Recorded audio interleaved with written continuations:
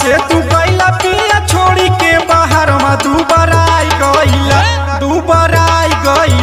कवन खैला तू खाना में दुबारा आई गइला।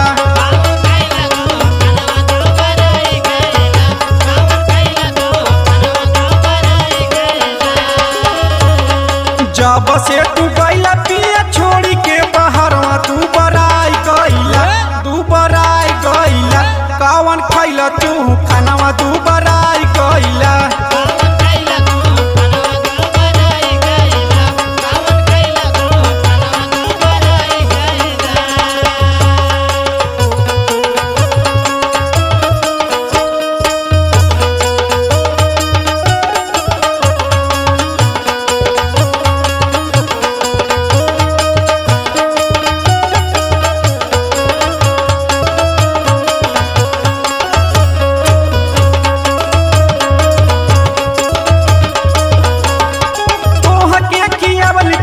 दूध घीव भात हो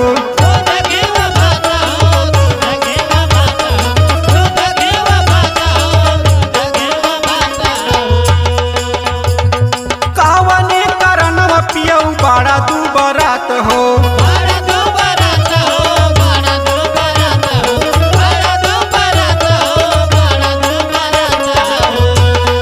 तोह के खियावली पियवा दूध घीव भात हो कावने पिया बड़ा दुबरात हो हमारा से दूर भइला पैसा के कारण में दुबारा आई गइला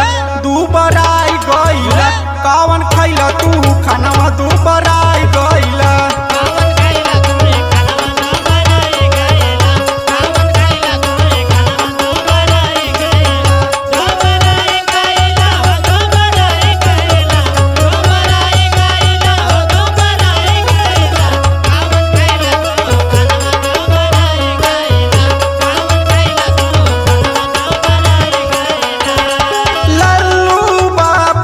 सतवा ले गइला